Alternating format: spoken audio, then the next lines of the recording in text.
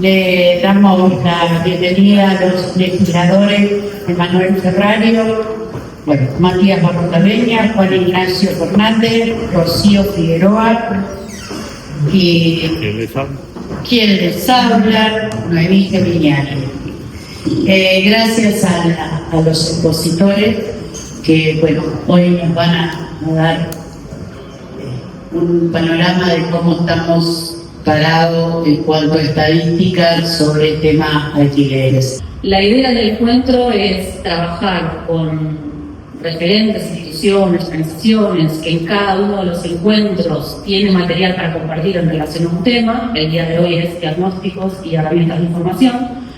Luego de cada una de estas exposiciones se va a pasar la palabra a los legisladores de la Comisión Especial para que puedan hacer algún comentario, hacer alguna pregunta, y luego se va a abrir el debate a todos los presentes para que también conozcan sus comentarios. Nos parece importante también aclarar que más allá de los encuentros temáticos que vamos a hacer una vez por mes, el correo de la comisión es un canal abierto de comunicación a través del cual no solo vamos a estar compartiendo el material que llega a la comisión especial, sino que también recibimos información. Entonces, más allá de quienes vengan concretamente a hacer una exposición, cualquier otro organismo, institución que esté trabajando y que tenga material para poner a disposición, estamos abiertos a que nos puedan enviar ese material para que la comisión especial trabaje y a partir de ahí pueda sistematizar experiencias, análisis, investigaciones, proyectos, propuestas en marcha. Así que con esa perspectiva, la idea es arrancar con un primer panel, hacer un instante de intercambio, tener un segundo panel y una segunda instancia de intercambio. En este primer panel, como lo vieron seguramente en la agenda que les enviamos, tenemos a Elsa Roca, que viene de parte del gobierno de la ciudad, a Maximiliano March, que viene de parte del sector académico de investigación, a Miguel Jesmuse, que viene de parte de CUSIC, de las organizaciones que trabajan con el sector inmobiliario, y a Leandro Real, que viene del CENS, de las organizaciones sociales. Así que con esto dicho, y es la primera prueba que hacemos de esta dinámica, esperemos que sea un buen debate, que sea un buen intercambio. Les agradecemos un montón por haberse sumado. Como ya todos saben, 1/3 de la población de la ciudad de Buenos Aires alquila. Eso significa alrededor de 500.000 hogares que son inquilinos en la ciudad de Buenos Aires. Pero esa distribución claramente no es homogénea. La ETOI, la encuesta trimestral de ocupaciones e ingresos, nos permite distinguir entre zonas, norte, sur y centro. El centro tiene una población inquilina que está más cercana a la media de la ciudad de Buenos Aires, que llega alrededor del 35% de inquilinos, mientras que en el norte hay un 38% de inquilinos y en el sur baja a un 28%. Principalmente, y creo que también todos lo sabemos, el 84% de los inquilinos alquila un departamento. O sea, no es una casa, no es otro tipo de tipología, sino que es un departamento. Y el 6% alquila piezas en inquilinatos u hoteles pensión. Un tema que, por supuesto, nos inquieta a todos. Casi la mitad de los inquilinos viven solos, ese es el 45%, y casi el 10% de los hogares inquilinos son monoparentales. Es otra situación de vulnerabilidad que podemos entenderla porque hay un único jefe de hogar que conforma esos hogares, esos ingresos totales familiares. ¿Qué porcentaje, perdón, monoparental? El 10%, sí, aproximadamente, exacto. El hogar inquilino es estructuralmente joven, ¿no? Y acá hay alrededor de 80.000 jóvenes que querrían emanciparse, pero el 63% de los hogares inquilinos tienen un jefe o jefa de hogar menor de 44 años, ¿no? Hoy tal vez 44 años es joven de alguna manera, y el 63% son inquilinos, mientras que ese porcentaje sube a 48% dentro de los hogares propietarios. O sea, son hogares con jefe o jefa de hogar mayor de 60 años. Y la zona norte concentra el mayor porcentaje de inquilinos entre 18 y 29 años. El 36% de los hogares... El 36% de los jefes o jefas de hogares inquilinos tienen estudios superiores completos, y si sumamos los que lo tienen incompleto, es casi 2/3 de la población inquilina de la ciudad de Buenos Aires. Y es un dato interesante a tener en cuenta. Por otra parte, el 83% de los jefes o jefas de hogar tienen trabajo. El tema es que el 32% tiene ingresos informales. Esto es un tema bastante importante para pensar la política pública, ¿no? La informalidad en los ingresos, y que los ingresos son una de las dificultades más grandes de los inquilinos, no poder afrontar ese canon logativo más las expensas. De las 1000 personas que viven en hogares inquilinos, el 24% son menores de 18 años, es decir, niñas, niños y adolescentes que viven en hogares alquilados, mientras que mayores de 60 años son el 9% de esas personas inquilinas. Y ahora tenemos un tema que es para mí muy relevante, que es el ingreso total familiar promedio. Es de 1.850.000 pesos. Si tenemos en cuenta que en nuestros programas de alquiler, lo que declaran las familias que pagan de canon locativo es alrededor de 900.000 pesos, estamos hablando de que las familias, el canon locativo ocupa el 50% de sus ingresos promedio. Puede haber variaciones, por supuesto, y de hecho las hay. Los inquilinos en indigencia tienen un ingreso total familiar de alrededor de 650.000 pesos, mientras que un hogar acomodado alrededor de 5.300.000. O sea, es una diferencia muy grande, o sea, 8 veces entre los indigentes y los del sector acomodado, pero todos son inquilinos. Y esa es una situación que creo que vale la pena resaltar. Y por otra parte, tanto hablamos de clase media, bueno, el 54,5% de los inquilinos son de clase media, mientras que el 38% pertenece a todo el resto de los estratos socioeconómicos. Todos estos datos seguramente los compartimos todos, no hay como ninguna novedad en ese sentido. Voy a avanzar. Bueno, el hacinamiento es otra cuestión, pero creo que podemos avanzar. Más allá de estos datos, en el 2022 realizamos un estudio de la población inquilina junto a la USAM y hubieron 2 datos que fueron relevantes, ¿no? Que eran las dificultades que tenían estos inquilinos, que estaban basadas en las barreras de acceso, principalmente en todo el dinero que hay que juntar para poder mudarse a un alquiler formal, que en general son alrededor de 4 canos locativos promedio. Entendiendo que quizás hay una clase media que no tiene capacidad de ahorro, claramente este monto de dinero es un impedimento para poder alquilar una vivienda en modo formal. Pero por otro lado, otra de las situaciones que declaraban los inquilinos en ese momento, obvio que fue en el 2022, hoy estamos en el 2026, pueden haber cambiado algunas cuestiones, pero es que tardaban 4 meses en encontrar una vivienda adecuada. Vivienda adecuada no solo a la calidad de la vivienda, sino también adecuada a sus ingresos y adecuada también a las trayectorias habitacionales y a las expectativas. Si el 54% de los inquilinos son clase media, tienen una expectativa de dónde vivir, no es que viven en cualquier lugar, lo cual eso también es una dificultad. ¿Qué vivienda están dispuestos a alquilar? Y en ese sentido, en el 2023 lanzamos en el IBC el plan Alquiler en la Ciudad. No lo traigo para contar estos programas, pero sí son estos 3 programas que existen, que fundamentalmente tratan de eliminar, o por lo menos colaborar en liberar esas barreras de acceso y también intentar, de un modo muy humilde, de poder lograr que ese parque de viviendas en alquiler o que podrían ser alquiladas estén en condiciones a través de un crédito de refacción. No me interesan tanto los programas, que quizás en otra oportunidad los podemos contar y ver de qué manera se pueden incluso mejorar o ampliar, pero lo que sí me parece importante son algunos datos que surgen. Tuvimos 13.000 inscripciones. De esas 13.000 inscripciones fueron aprobadas casi 8.000. O sea, el instituto dijo ok a ese crédito o a ese subsidio en el caso de la garantía más fácil. Pero solamente 1.327 fueron otorgados. ¿Qué pasa con esto? Hay 2.500 que fueron rechazados porque tienen antecedentes financieros negativos. O sea, son personas, familias que son morosos, que tuvieron otros créditos, que tienen una trayectoria de incumplimiento. Esto también habla, creo yo, de las dificultades salariales que enfrentan esas familias inquilinas.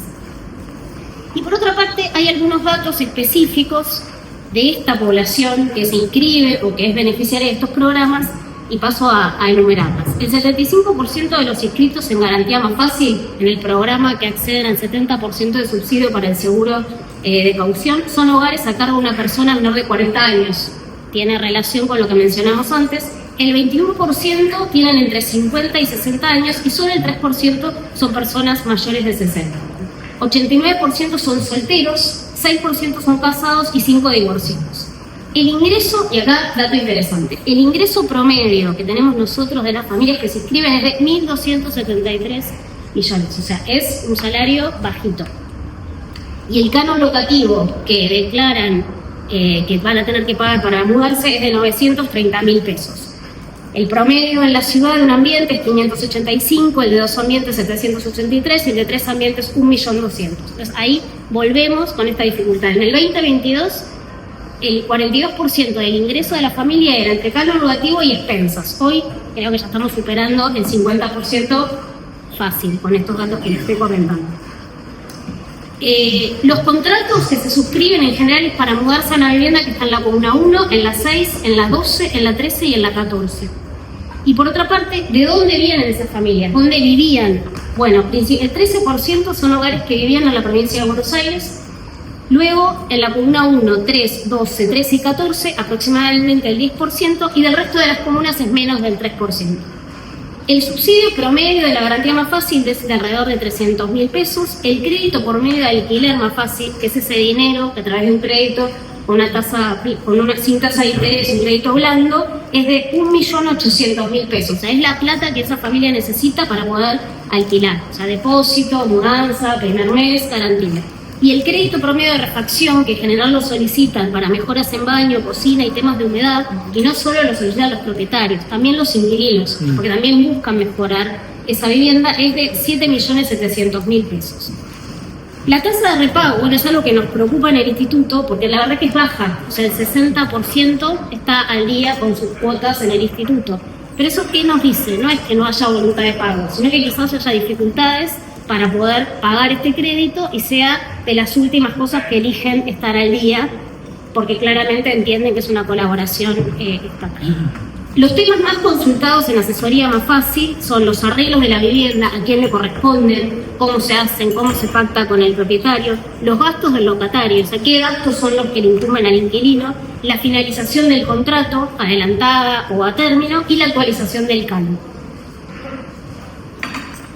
Bueno, dicho todo esto, a nosotros lo que nos preocupa principalmente es no solo esas barreras de acceso, sino también cómo generar esa oferta de vivienda en alquiler que sea adecuada. Por supuesto que es en lo que todavía seguimos trabajando y seguiremos trabajando, y ojalá que esta mesa encuentre algunas soluciones al respecto. Creo que las barreras son principalmente de los ingresos de los inquilinos. Me parece que no quedan demasiadas dudas, o por lo menos nosotros en el instituto no nos quedan dudas, pero la informalidad en los ingresos también dificulta mucho la aplicación de la política. La situación muy reciente que vivimos entre el año 2020 y el año 2023, ¿sí? Me refiero a la regulación de la ley de alquileres.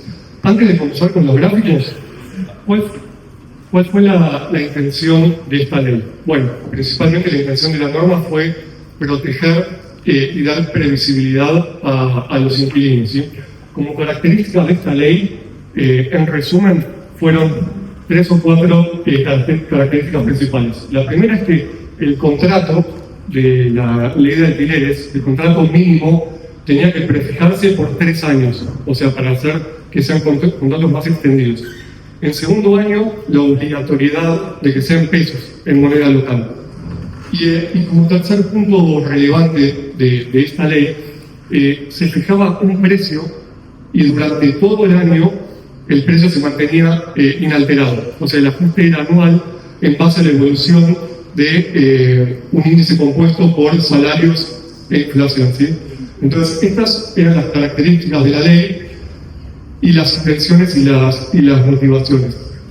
Pero lo que les quería traer es que los resultados fueron muy diferentes a las intenciones originales, y en particular fueron bastante distorsivos. Entonces, en este primer gráfico, ¿sí?, podemos ver la evolución de la oferta publicada en alquiler.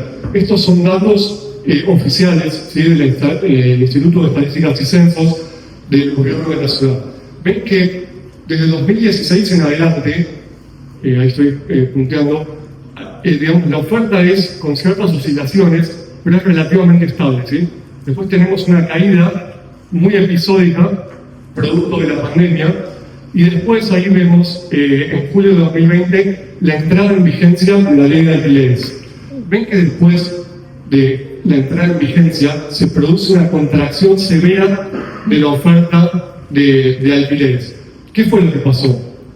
Independientemente de las motivaciones de la ley, la combinación de inflación acelerada, incertidumbre macroeconómica y rigidez contractual, lo que generó en la práctica fue que directamente los propietarios retiren las propiedades.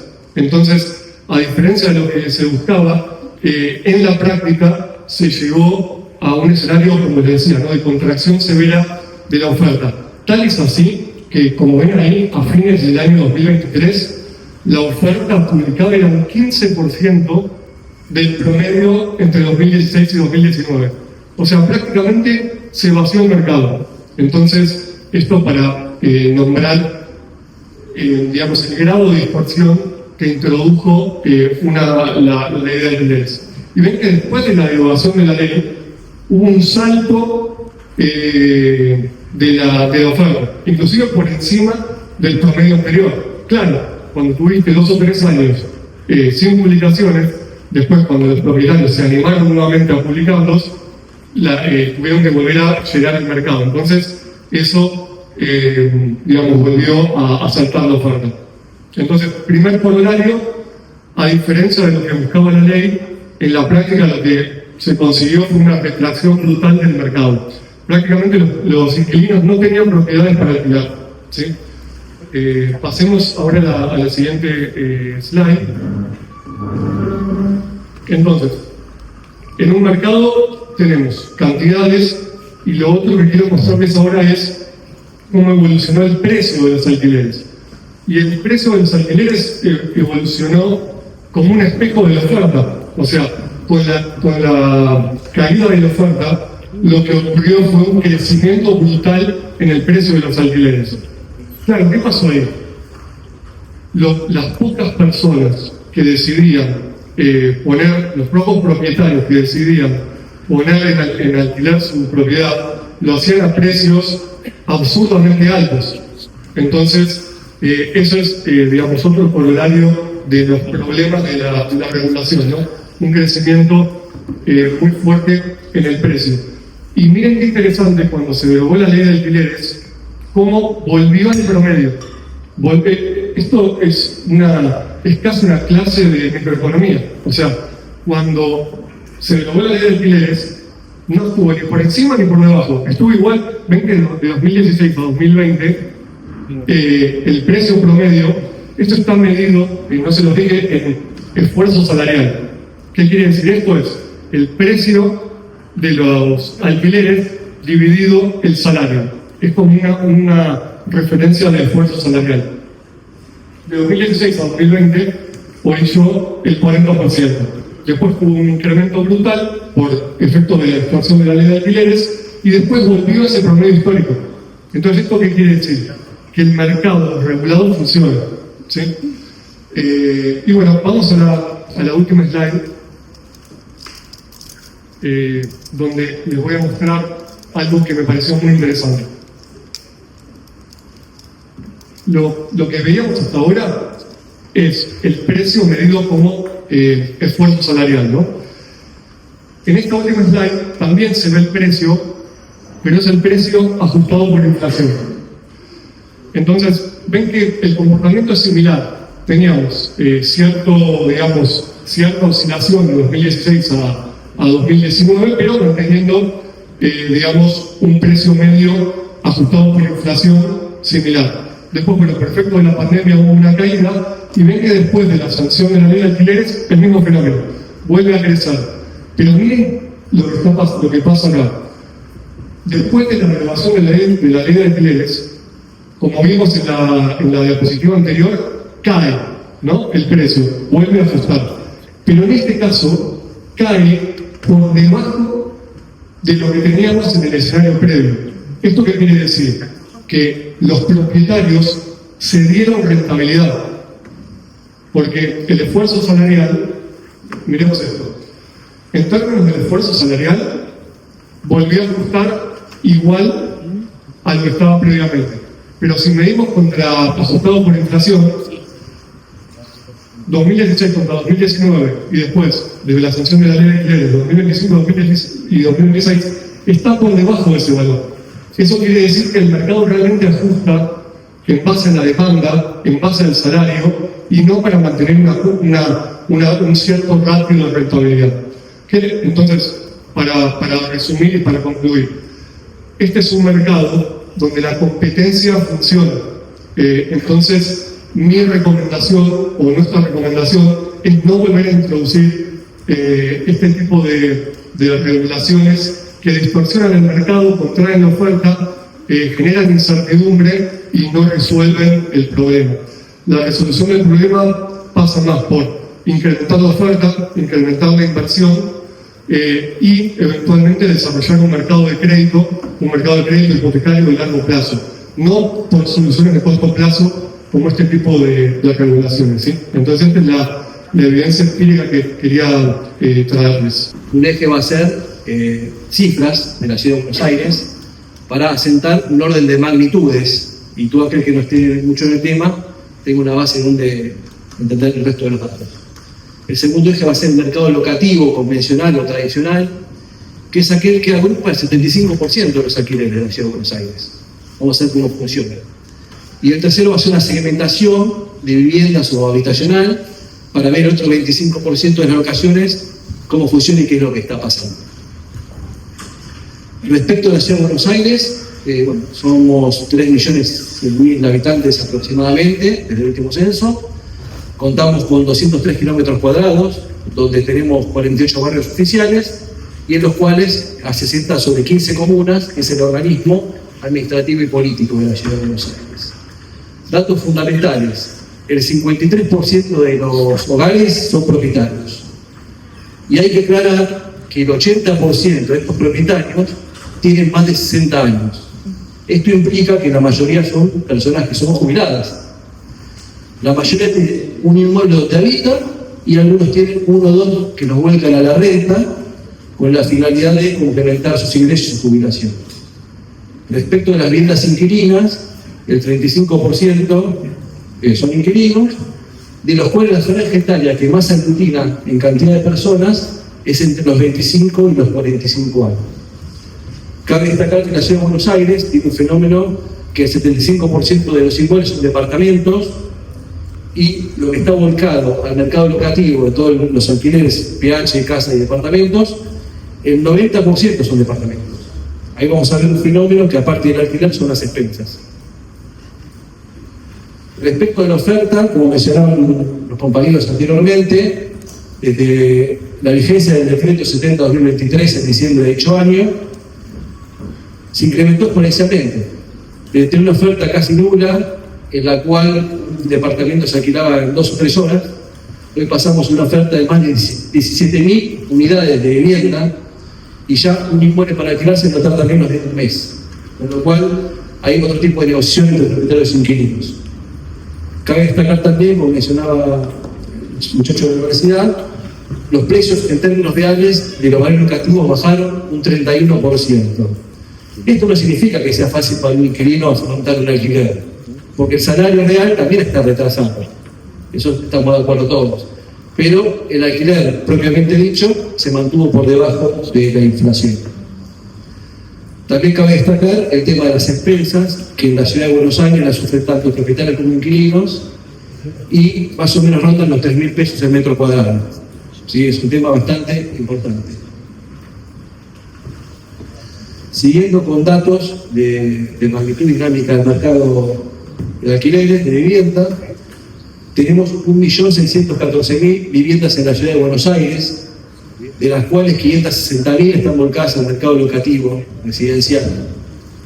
Todos los meses vencen aproximadamente 23.300 contratos de alquiler, de los cuales el 64% renueva generalmente y se queda donde estaba, y el 36% por razones personales, que pueden ser casamientos, divorcios, hijos que nacieron, etc., se agrandan a Chile o por temas económicos. Pero lo importante destacar es que la mayor parte del mercado, los contratos que vencen, se van renovando. Igualmente, los que salen al mercado tienen oferta suficiente para optar por el barrio donde esté más cerca del trabajo, del colegio de los hijos, siempre y cuando lo permita su bolsillo, ¿no? Pero tenemos en los 48 barrios mucha oferta.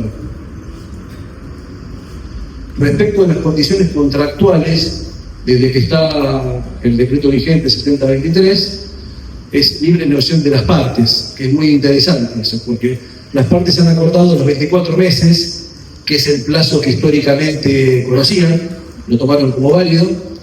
El 95% de los contratos se efectúa en pesos, casi no hay contratos en dólares.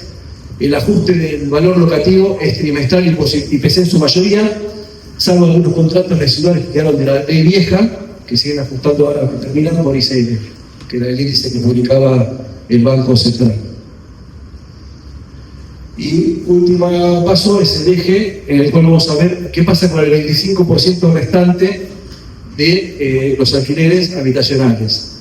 Tenemos un 16% que se realiza en barrios populares y un 10% prácticamente que es en hoteles, pensiones e inquilinatos. Desde nuestro punto de vista, está muy bien el trabajo que hace el IBC con el tema de las fianzas. Hoy, hace un par de años que ya las empresas de fianzas en la Ciudad de Buenos Aires se fueron posicionando, fueron muy elegidas por los propietarios y por los inquilinos. También sigue la garantía hipotecaria propietaria, pero resulta que este segmento de inquilinos, barrios populares, etcétera, justamente lo que interesa son los ingresos formales y les cuesta acceder a ese tipo de garantías. Por eso es interesante que el IBC siga por ahí los que venía proponiendo y por ahí trabajar en conjunto para afianzarla, ¿no? Yo creo que la mirada tiene que estar puesta en esos dos segmentos, que son nada más y nada menos que el 25% de la población de la ciudad. Que lo que falta es hablar del sujeto, que está vinculado a esa oferta, falta de oferta, mucha oferta. Justamente creo que lo que nosotros debemos hacer es buscar datos que evidencian cómo viven esas personas que no tienen una vivienda y que tienen que alquilar otra para poder vivir. Bueno, nosotros venimos desde el año 2020 haciendo una encuesta a hogares e inquilinos de la área metropolitana. Bueno, varios nosotros trabajamos. Hacemos una encuesta que hasta la última que hicimos era una encuesta telefónica, que ahora se pasó a encuesta online con un cambio de metodología. Elegimos en la metropolitana porque consideramos que la ciudad, si bien tiene su territorio, la dinámica excede un poco sus límites. Venimos haciendo esta encuesta del 2020, en momentos donde se implementó un decreto muy específico, que fue el decreto de pandemia, que congeló los alquileres, que fue mencionado en la exposición de Maximiliano, que en ese marco fue donde se sancionó la ley de alquileres, en el marco de un decreto específico de pandemia, donde se proponía que los inquilinos pudiesen ejercer su vivienda para cumplir el aislamiento, y que no hubiese aumentos de pago de alquiler, ni hubiese tampoco desalojos por falta de pago de alquiler. En ese momento nos pareció importante empezar a pensar información para resolver ese problema y continuamos haciendo esta encuesta. Entrando en el momento actual, que es un momento muy complicado, que en esta ciudad estamos viendo desalojos todos los días, nos preguntamos qué pasa, esto que recién mencionaban aquí, después de la aprobación de la ley, qué pasa con las economías inquilinas desde la revisión de alquileres, cómo alquilan, qué es lo que está pasando desde la voz de los inquilinos. Antes, igual todo esto está publicado, pero les comento brevemente, es una muestra probabilística que se confecciona de manera aleatoria, digamos, tiene una alta probabilidad de representatividad del dato que estamos presentando. Este estudio se hizo en octubre del año pasado, en septiembre de octubre del año pasado, y voy a decir únicamente 3 datos y después entiendo que vamos a entrar al debate. ¿Qué pasó específicamente después de que se aprobó la ley? Bueno, como recién se mencionaba, la mayoría de los contratos son de 2 años, es decir, es uno de los ejes que tenía la ley de alquileres, que era marcar que el contrato mínimo sea de 3 años, y con eso la implicancia directa en la economía inquilina, de la posibilidad de proyectar la vida durante 3 años, de no mudarse cada 2 años, y no ocupar todos los gastos que se incorporan en el momento de mudarse, más allá de la mudanza en sí misma, que también son gastos, sino el pago de comisión, el pago de honorarios, los certificados, y todo lo que conlleva, que posibilita al inquilino una mejor vida económica, fue modificada a 2 años. En su mayoría, no son todos datos que nos marcan una tendencia, porque por supuesto no todo es 50 o 100%. En segundo lugar, también como se mencionó, los aumentos de alquileres pasaron de ser anuales, en su mayoría, como estaban en el año 2022 o 2024, a ser aumentos muy grandes por cada 3 meses. Esto sí dialogar con un diálogo salarial de los inquilinos. No es que todos los inquilinos ahora tienen aumentos cada 3 meses, sino que se implementó contratos más cortos y frecuencias de aumentos más seguidas. Y además, ¿qué impacto tuvo esto en los ingresos de los hogares? Que en el año 2025 el 57% de los hogares gasta más de la mitad de los ingresos en el pago de alquiler, a diferencia del 2024 que era del 36%. ¿Qué quiere decir todo esto? Recién se mencionaba el impacto que tuvo en la oferta del mercado de alquiler, la ley de alquileres. Bueno, el impacto que tuvo en los hogares inquilinos es de un aumento fuerte de sus gastos, es decir, un empobrecimiento.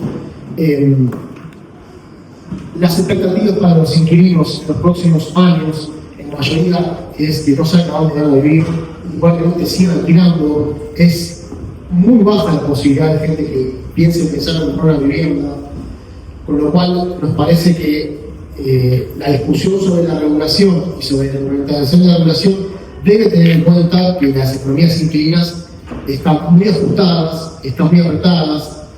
Hace 10 años en esta casa venimos comenzando un proceso de discusión sobre regulación. Se ha sancionado la ley 5859 que regulaba la promoción inmobiliaria y obligaba a que sea únicamente de un mes que eso lo pague el inquilino, porque antes de ese momento estaba liberada de hacer cualquier comisión y que la pagas a 2 partes, ahora la paga el propietario.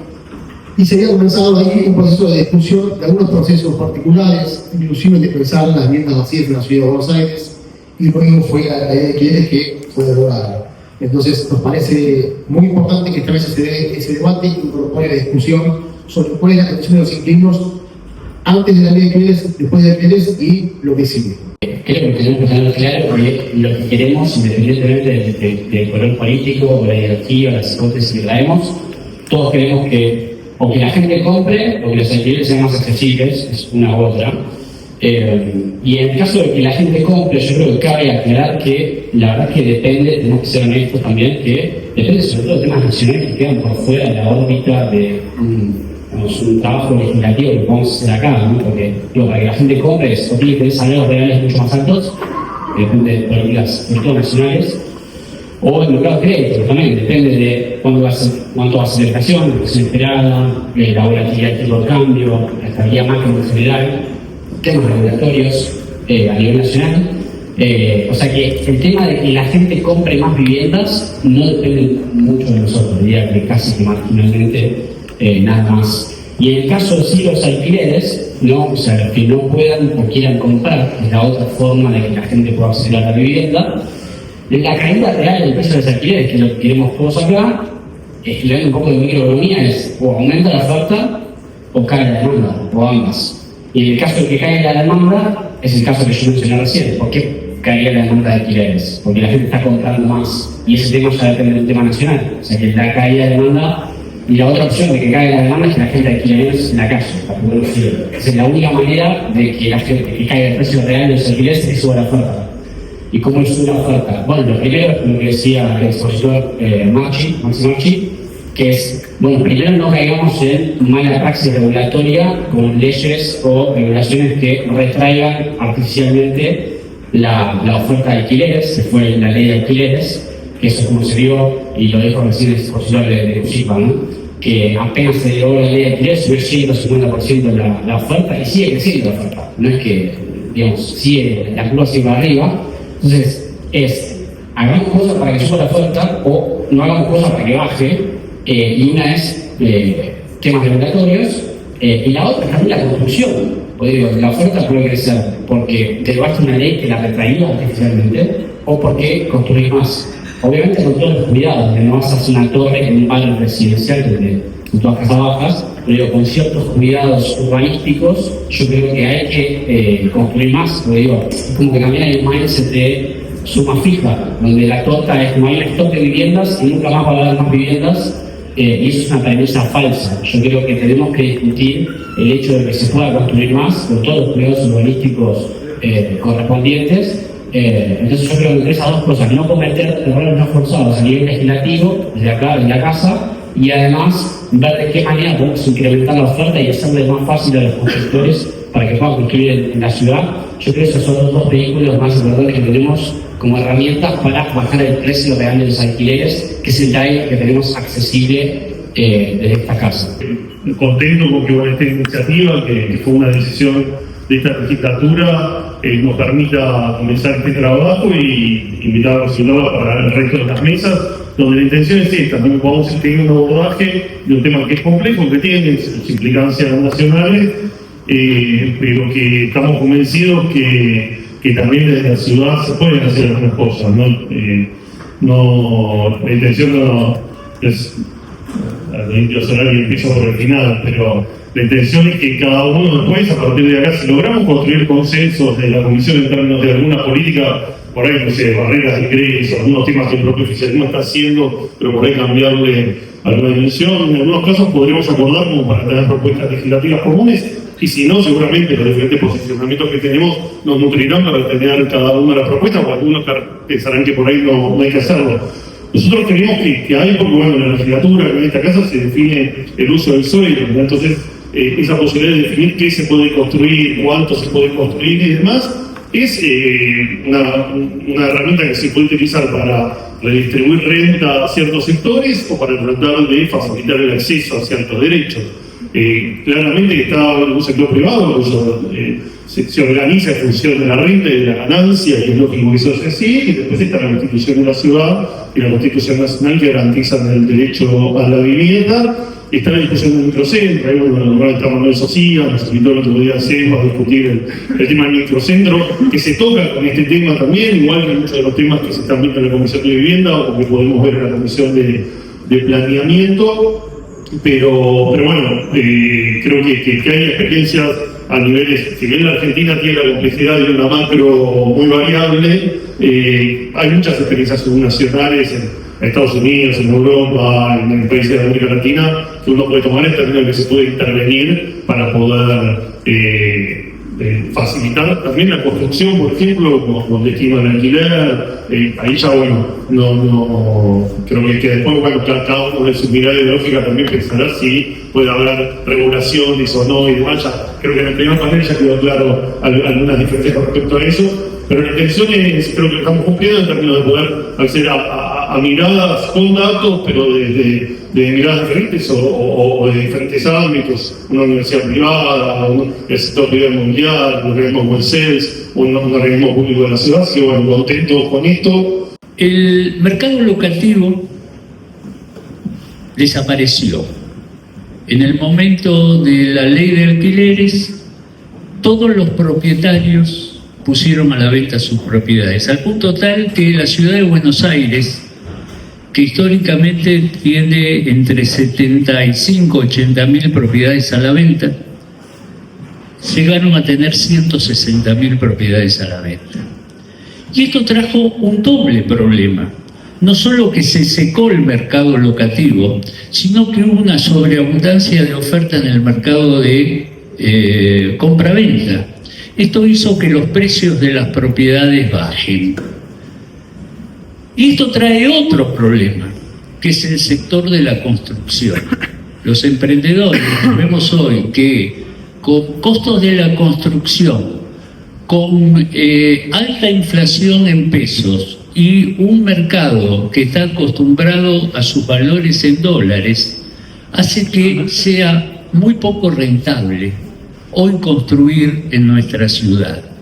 Y por sobre todas las cosas, aquellos que tenemos un área de influencia en la zona sur de la capital, yo soy de La Boca, en donde los valores están completamente depreciados y los costos de construcción están entre un 12 y un 15% por encima del resto de la ciudad, porque tenemos que ir 12 metros para abajo con fundaciones indirectas, esto hace inviable que lugares potenciales de crecimiento, como son la zona sur de la ciudad, hoy se construyan.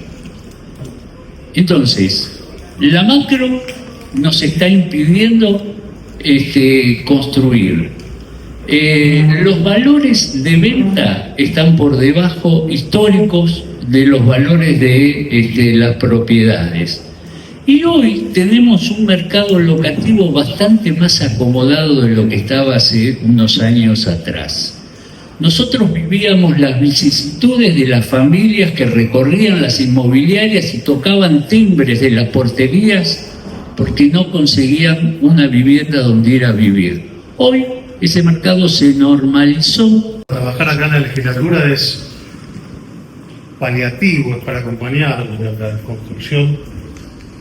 La oferta de vivienda, de productos, está muy condicionada a la realidad macro-nacional. Y la Argentina está atravesando, y sin entrar en posiciones políticas e ideológicas, que las tengo, por supuesto, y las tenemos todos acá, está atravesando un cambio en la matriz. Los profesionales que están acá, de las organizaciones que representan, saben también que históricamente el valor de la renta en alquiler para los propietarios ha ido bajando a lo largo del tiempo.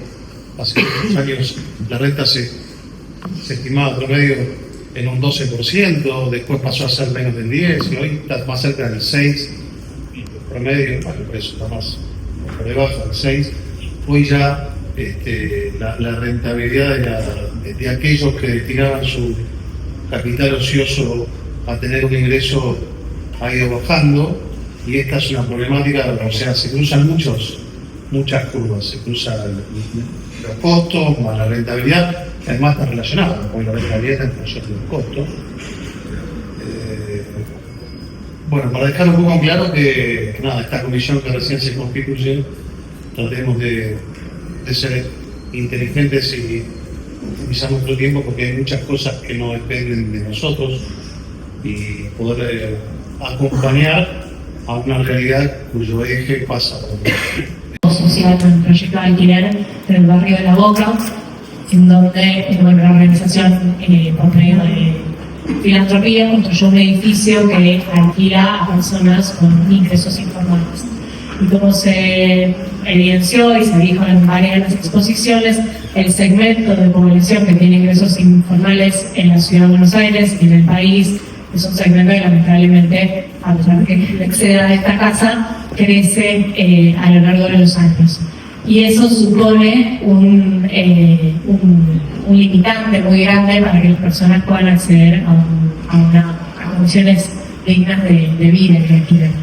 El proyecto que nosotros sostenemos, gracias a una cooperación con Tejido Urbano, hicimos una evaluación del resultado de las familias que durante 3 años alquilan en nuestro inmueble a un precio de alquiler de mercado con una subvención escalonada que se va reduciendo a lo largo de los 3 años, y gracias al estudio que pudimos hacer con Tejido Urbano pudimos corroborar que en un 89% de los casos, una vez que salen de este proyecto, logran alquilar o en algunos casos edificar, sí, muchas veces en la provincia, una vivienda o alquilar de manera formal al salir del proyecto. ¿Qué evidencia esto? Que tener una vivienda digna no es solamente tener cuatro paredes y un techo, sino que es la condición de posibilidad para encarar proyectos educativos, para encarar proyectos de desarrollo económico, para a veces encarar incluso proyectos de salud. Entonces, lo cierto es que nosotros hace muchos años que venimos sosteniendo esta idea de que el alquiler es una forma de resolver la situación habitacional de las personas y que hay que ponerle foco y vista desde las políticas públicas. Y justamente porque sostener un proyecto de estas características es muy difícil para una organización de la sociedad civil, ahora venimos a presentar un modelo que me encantaría que tal vez en alguna otra instancia poder contarlo más en profundidad, pero que básicamente busca intermediar entre la oferta y la demanda de alquiler, trabajando con la población que alquila o que hoy en día resuelve su alquiler de manera informal porque tiene ingresos informales. Y algo que me parece muy importante, que sí es una acción muy concreta que se puede llevar adelante desde el ámbito de la Ciudad de Buenos Aires y que podría intervenir esta legislatura, que tiene que ver con la generación de oferta. La generación de oferta no se da solamente por generar nuevos permisos constructivos y ampliar, digamos, el stock de vivienda por medio de nuevas construcciones, sino que hay muchos ámbitos en la ciudad que están deteriorados, en desuso. Bueno, lo han dicho el microcentro, pero está lleno de lugares con condiciones de habitabilidad deficitarias que hoy en día no entran al mercado del alquiler porque las personas, los propietarios, no tienen la posibilidad de afrontar el gasto que significa poner esa vivienda en buenas condiciones. Y nosotros estamos presentando un proyecto que en esta intermediación lo que busca justamente es brindar, y en eso, bueno, yo venimos hablando mucho con el IBC y con el ISA en particular, para poder favorecer que esos inmuebles se pongan en condiciones por medio de un repago a partir del pago del alquiler de inquilinos o inquilinas que justamente en tener ingresos informales no accederían de otra manera a un alquiler. O sea, no quiero extenderme mucho porque hay muchos aspectos y muchas líneas que tienen que ver con este proyecto, pero sí me encantaría, tal vez en otra instancia, poder contarles más sobre este proyecto de inmobiliaria social que sostiene Hábitat para la Vida. Un poco en el análisis que se hizo, ¿no?, de la vieja ley de alquileres ya derogada, algo que suele ocurrir y que me parece que está bueno plantearlo es, se suele hacer eje en esta cuestión de la actualización, ¿no?, que tenía la ley, que efectivamente regulaba la actualización anual, ¿no?, mediante el índice, etcétera. Pero digo, ese era uno de los elementos de la ley, que era mucho más amplia, que tenía mucho más elementos, y que han sido derogados también, ¿sí? Entonces, por eso digo, por ejemplo, menciono, ¿no?, además de la actualización, tenía el plazo mínimo de contrato, ¿no?, que antes era 2 años, se lo había llevado a 3 años. Con la derogación, además de la ley de alquileres, no es que se volvió al esquema anterior, se derogaron directamente todos los artículos del Código Civil y Comercial. Hoy no hay plazo mínimo, yo lo puedo hacer alquiler por 2 meses, ¿sí? Es bastante problemático eso, ahora digamos, entro un poco en eso. Tenemos, bueno, el registro de contratos de alquiler que también se derogó, las limitaciones respecto al monto del depósito, ¿sí?, que no se puede cobrar más del equivalente a un mes de alquiler. Eso quizás por usos y costumbres pueda seguir siendo así, pero no está regulado por la ley.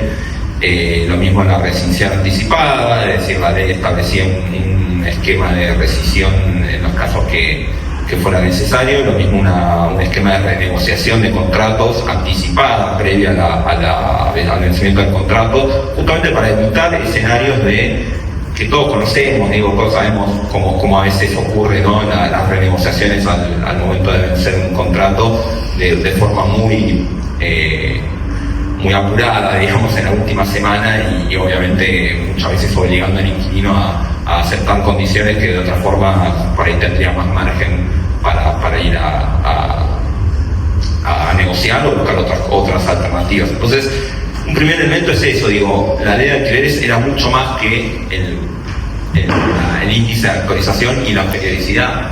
Un segundo elemento, yo puedo llegar a estar de acuerdo que, la ley se planteó, se discutió incluso previo a la pandemia, efectivamente como se mencionó, se vota desde el medio de la pandemia, o sea, eso ahí hay un punto también importante, pero se discute en un momento en donde los ajustes tendrían a ser anuales, ¿sí?, las paritarias tendrían a ser anuales, etc. Entonces se planteó el esquema anual de actualización.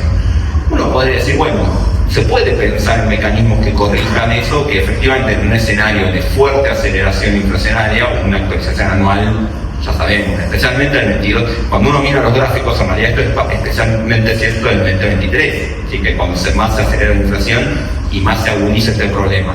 Cuando uno mira los gráficos 2020, 2021, no hubo mucho problema, en el 2022 se empieza a ver algo, pero en el 23 se profundiza. Entonces, uno puede pensar mecanismos en donde si la inflación supera determinado umbral, por ejemplo, la actualización deje de ser anual, pasa a ser semestral, pasa a ser trimestral, lo que fuera, digo, se puede pensar, no estoy proponiendo eso estrictamente, digo, pero se pueden pensar mecanismos sin tirar por la borda toda la ley, que fue un poco lo que se hizo, y dejando un mercado absolutamente desregulado, lo cual es muy problemático, porque más allá de los gráficos, yo también tengo muchos gráficos en el informe que tenemos nosotros, es un problema tener un mercado muy desregulado si llega a ver, reformulo, estamos en un momento de relativa estabilidad macroeconómica, ¿sí? Subrayo no es relativa, pero es cierto que hay una relativa estabilidad macroeconómica. Y por eso a veces uno mira ciertos datos del mercado y parece que todo estuviera funcionando mejor. O sea, la oferta un poco aumenta, es verdad, los precios relativos bajaron, entre otras cosas, además porque bajaron del punto del 2023, que fue un pico tremendo, los precios de oferta. Ahora, en un escenario sin regulación, con contratos que pueden estar indexados a cualquier cosa, ¿sí? No solo al dólar, o dolarizados, o indexados al dólar, o indexados a cualquier cosa, porque hoy en día se pueden, por el precio del petróleo, si lo quiero indexar, ¿sí? O sea, legalmente lo puedo hacer. Con contratos sin duración mínima, que pueden ser 3 meses, 4 meses. Imagínense ustedes un escenario de inestabilidad que hemos tenido mucho, ¿no? En Argentina, un escenario de inestabilidad macroeconómica, corridas cambiarias, devaluaciones o lo que fuera, con este mercado, con estas condiciones regulatorias del mercado actual, sería realmente mucho peor, ¿sí? Sería mucho peor de lo que ya hemos vivido. Por eso digo, hago esa alerta, ojo con enamorarse de este tipo de mecanismos de regulación, porque en escenarios de volatilidad van a traer muchos problemas.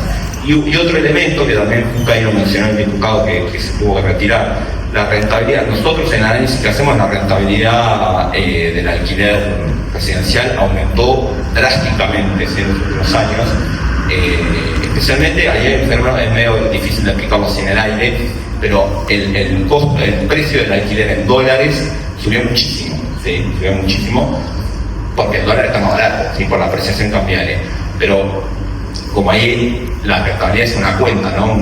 Con un denominador y un numerador, bueno, como aumenta el precio de los alquileres en dólares y el precio de las propiedades más o menos se mantiene, siempre estuvieron en dólares, digamos, te da que la rentabilidad aumentó drásticamente. Para que nos demos una idea, del 21, en enero del 21, con esto termino, la rentabilidad trimestral de un departamento estaba en el orden del 0,5%, es decir, más para que nos demos una idea, esto sería algo así como decir, recupero el valor, el equivalente al 0,5% del valor de un departamento en 3 meses, ¿no? En la trimestral.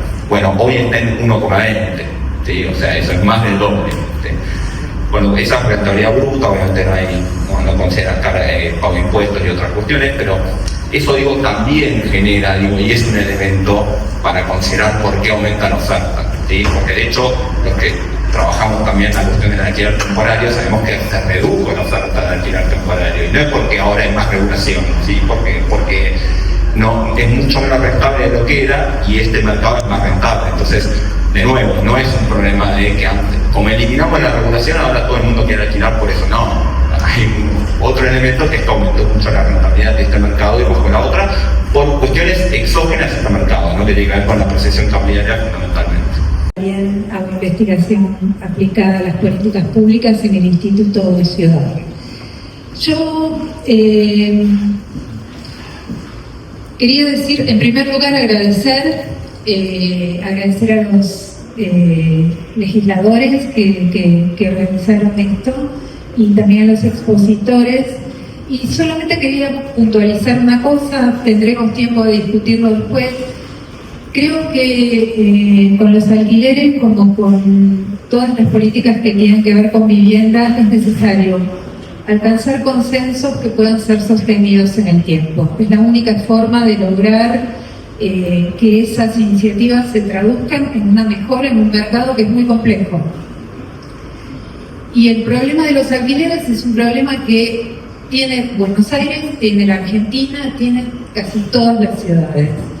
Entonces, cuando uno ve y estudia un poquito qué ciudades le están encontrando un poco la vuelta, bueno, hay políticas que se sostienen en el tiempo.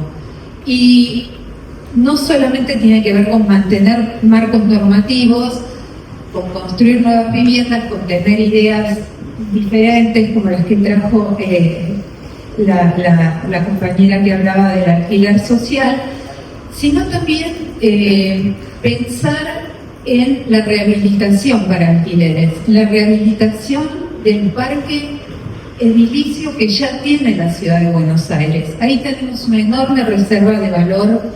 Hay que construir en ese sentido el proyecto para el microcentro. Es una pena que no se haya sostenido en el tiempo, pero no es el único perímetro que tiene la ciudad de Buenos Aires en los cuales se puede favorecer el mercado de los alquileres. Hay montones de zonas y eso solo se puede hacer con un acuerdo entre lo público y lo privado. O sea, dar determinados marcos normativos que faciliten la rehabilitación de edificios completos. Y eso significará no solo una apuesta en el mercado de alquileres de nuevas unidades, sino también un beneficio enorme para montones de áreas de la ciudad de Buenos Aires. Lo que pasa es que hay que tener mecanismos desde la legislatura, como por ejemplo, dar algunas exenciones a quienes rehabiliten esos edificios, o poner una carga de que esos departamentos no pueden ser inmediatamente vendidos, sino mantenerlos en el mercado de alquileres una cierta cantidad de años.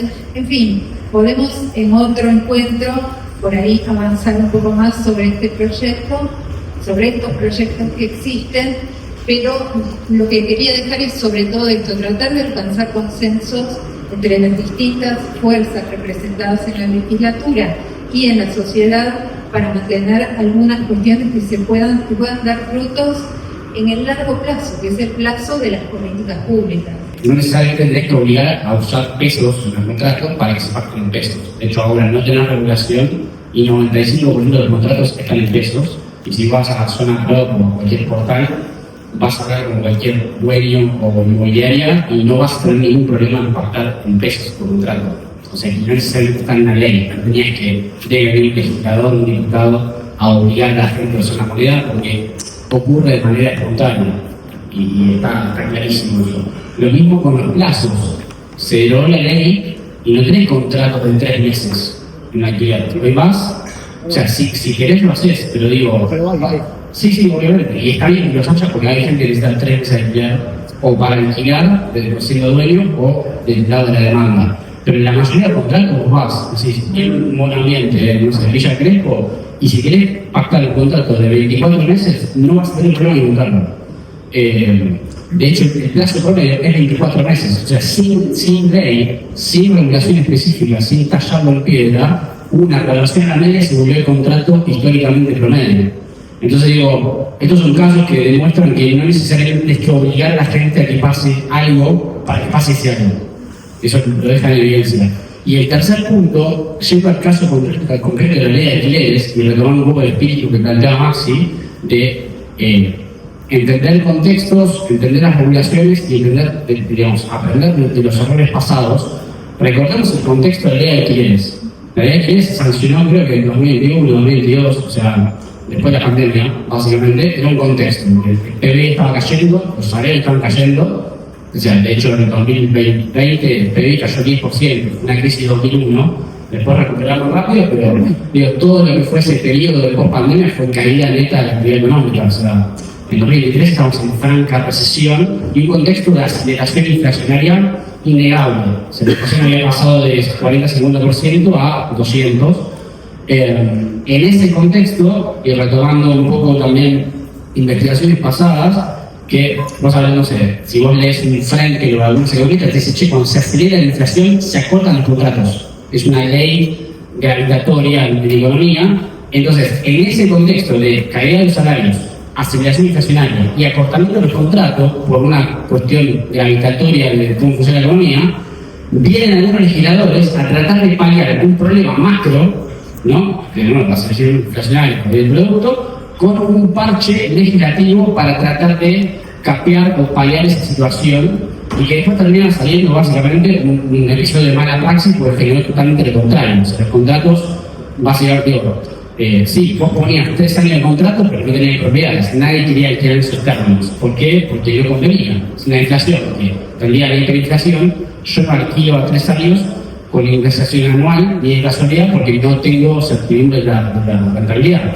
Entonces, lo que veo es que en este contexto, el macro, digamos que fue súper adverso, digamos, muy complicado para el sector, se trató de paliar esa situación macro desde a fuerza de regulación y no solo no funcionó, sino que fue totalmente contraproducente. Entonces digo, no hagamos lo mismo, entendamos los límites de la labor legislativa. Yo no estoy diciendo que no se pueda hacer nada de la casa, hace un montón, pero digo, 80, 70% de problemas, no sé qué porcentaje, pero la mayoría de problemas son temas macro y eso no lo podemos negar. Sí, trabajamos en el 20, 30, o el porcentaje que sea, pero digo, no neguemos que las grandes condiciones vienen dadas del orden macro y eso queda fuera de la órbita legislativa. Solamente humildad, un poco de potencia, si se quiere. Parece que el punto de partida es un mercado de alquiler que funcionaba. La ley de alquileres justamente surge porque se entendía de buena parte de quienes formamos este ecosistema de los temas urbanos, es que había un problema que había que venir a resolver. Entonces estamos en la misma situación que estábamos antes de la ley, no estamos en una buena situación. Estamos en una situación que es mala. Si se genera un espacio como este, me parece que tenemos que hacer el esfuerzo como para ver cuáles son los problemas que deberíamos atender, por los cuales un mercado de alquiler entendemos que no está funcionando de manera virtuosa, porque justamente tiene una contracción de la oferta, etcétera, necesaria respecto a la necesidad de vivienda. Entonces digo, hay cosas con las que no nos vamos a poner de acuerdo, como que por qué no tenemos que tener regulaciones como tienen las grandes ciudades del mundo en general. ¿Qué pasa en Argentina o en la ciudad de Buenos Aires? Que las regulaciones lo que generan es inhibición al mercado. Bueno, es algo que tendríamos que preguntarnos, darle vueltas a las cosas, ¿no? Como para que no parezca que un dato es inmediatamente asociable a una conclusión lineal, ¿no? ¿Qué pasó con la ley de alquileres en el contexto en el que se dio? ¿Quién la reguló? ¿Quién estaba encargado de hacerla efectiva? ¿Qué incentivos había para aplicarla cuando todo el tiempo se estaba diciendo que iba a ser derogada? Digamos, podemos preguntar varias cosas en las que probablemente no nos pongamos del todo de acuerdo. La segunda idea es esto que se planteaba, ampliar las posibilidades. Una sola respuesta no soluciona las problemáticas de vivienda, se necesita un arco muy amplio. Incluso al interior de las problemáticas vinculadas con el alquiler necesitamos un arco muy amplio y varias de las respuestas posibles se vienen experimentando y muchas tienen que ver con lo que en esta casa se puede hacer o se puede fortalecer. Y la tercera idea, esta es la más fuerte, es el encuadre. Una cosa son los datos de contexto y otra cuáles son las obligaciones en términos de derecho que tiene la Ciudad de Buenos Aires en general, esta legislatura en particular, que tiene que hacer efectivo el artículo 31 de la Constitución de la Ciudad de Buenos Aires, que plantea garantizar el derecho a la vivienda a todas las personas. Si estuviéramos hablando del acceso a la salud o de la educación, me pregunto si dejaríamos todo librado a el funcionamiento del mercado. Si no, pensaríamos que deberíamos estar haciendo más esfuerzos para garantizar que todas las personas puedan acceder a la salud y a la educación. ¿Por qué con la vivienda no nos pasa eso? ¿Por qué con la vivienda privilegiamos tanto pensar en términos de los factores de contexto y su rentabilidad y no en cuáles son las respuestas que se tienen que dar en materia de hacer efectivo algo tan elemental como el acceso a la vivienda, que por supuesto no depende exclusivamente de de los actores de acá, pero digamos algo más se tiene que poder hacer, porque además es una obligación de la Ciudad de Buenos Aires garantizar el acceso a la vivienda a todos quienes vivimos acá y a sus ciudadanos. Nada más encuadrarlo en términos de derecho, no por una cuestión de formalismo abstracto, sino porque tenemos que hacer los mayores esfuerzos para hacer efectivo ese derecho, porque si no, no se accede a algo que es una necesidad vital para las personas que vivimos acá. Es una obviedad, pero parece que hay cuestiones que tienen que ver con que hacer un diagnóstico participativo tiene que partir del principio de que todos vamos a aportar de mínimas saberes y no nos vamos a fundar solo en percepciones. Yo tengo miles de percepciones en las que seguramente voy a discrepar con los que estamos acá. Puede venir a un agente inmobiliario y decir acá en La Boca está todo fantástico y en La Boca vuela el mercado de alquileres por el aire y yo les digo, vengo en este mismo momento de un desarrollo en el barrio de La Boca de que evidentemente no han podido resolver su situación habitacional. Cuando pensamos en legislar, no solamente y también llamando al tema del planteo que hacían con estudiar otros países del mundo, ¿no? el mercado de alquileres es como si hubiera un antagonismo entre unos son los que están a favor de la propiedad privada, derecho garantizado por la Constitución, y ese es un derecho que vale. El derecho a la propiedad es un derecho que vale. Ese sí se respeta, ese sí se divulga, para ese sí se legisla y para ese sí se planifica. Ahora, cuando hablamos del derecho a la vivienda, que tiene igual jerarquía constitucional, entonces ahí está la banda de los a favor del derecho a la vivienda y la banda de los, no sabemos de qué banda somos, seríamos los contrarios, los que por algún motivo le queremos sacar a alguien nuevo, en lugar de venir a pensar propuestas sencillamente no para anular, no van a dejar de existir propietarios en la ciudad, ni terratenientes, ni propietarios, ni especuladores, ni desarrolladores. Sencillamente decimos, la vida de los seres humanos transcurre o debe transcurrir en un único lugar, que es la vivienda. La vivienda es subsidiaria de todo el resto de los derechos. En los países serios, como le gusta decir a los que son de una banda y a veces de la otra, en los países serios se regula, en los países serios hay parque público habitacional que se pone a competir con el mercado de par a par. En los países serios, en los lugares como Viena, hay un mapita donde uno dice, en esta zona el precio máximo es tal y el precio mínimo es tal. Y dentro de ese margen de maniobra se pueden mover quienes vuelcan su vivienda en alquiler. Seguramente que hay mucho para pensar, pero tenemos que partir de un piso de sinceridad. ¿Qué es esto? Cuando queremos hacer una afirmación y dar un dato, si no hemos realizado un estudio serio sobre el tema, no podemos decir esto no es un problema, excepto que tengamos cómo probar que esto no es un problema, excepto que sepamos que los 45.000 habitantes que habitan en un barrio tienen garantizados por lo menos 42 de los 45 cómo viven, o dónde van a vivir, o pueden pagar sus alquileres. Para poder partir de un diagnóstico podemos no estar de acuerdo. Lo que no podemos es invalidar con afirmaciones los pareceres del otro, con lo que el otro viene a aportar al debate. Entonces, si yo espero de esta legislatura, y esto no como trabajadora, sino como militante por el derecho a la vivienda, es que los legisladores, los 60 del partido que sean, que no llegan acá en un plato volador, llegan en la lista de un partido político todos, legislan para cumplir el mandato constitucional y el cumplimiento del artículo 31 con el mismo énfasis discursivo y ideológico con el que defienden el artículo de inviolabilidad de la propiedad privada. Los dos derechos tienen igual validez, los dos derechos tienen igual garantía. Entonces, si estamos dispuestos a pagar operativos descomunales, camiones de mudanza, estamos dispuestos a invertir todo lo que invertimos porque es correcto preservar el derecho de propiedad privada, y esas son las herramientas que tenemos, por lo menos intentemos hacer el mismo esfuerzo para tratar seriamente este debate. O sea, desde el 2010 hasta la actualidad, o del 2000 hasta acá, casi se crearon nuevos propietarios en la ciudad de Buenos Aires, con lo cual un tema a decir es que la relación entre el ingreso de las familias y el costo de las viviendas, no tengo datos precisos, pero lo vamos a ver en un momento, hay algunos que lo mostraron, aumentó muchísimo, con lo cual se hace cada vez más difícil tener propiedades en la ciudad de Buenos Aires, y eso aumentó muchísimo la cantidad de inquilinos, llegando, el censo marcaba mucho más alto que la PH, casi un 40%, pero entre el 30 y el 40% en este momento. Y por otro lado, esas viviendas que se construyeron, por un lado se construyeron en el eje norte de la ciudad de Buenos Aires, en su mayoría, todos los mapas muestran esto, y en la zona de mayor rentabilidad, con lo cual no se gestionó vivienda para sectores de clase media o clase media baja, y el legislador, ya que la ciudad puede hacer poco, la verdad es que el Código Urbanístico debería generar políticas de vivienda para el sur de la ciudad de Buenos Aires. Un dato que acabamos de sacar, desde la sanción del Código Urbanístico hasta la actualidad, en la zona sur solo se permisó el 1,6% de los permisos, el monto más bajo de la historia del sur de la ciudad de Buenos Aires, con lo cual el código que venías a tratar de dar vivienda al sur de la ciudad hizo todo lo contrario.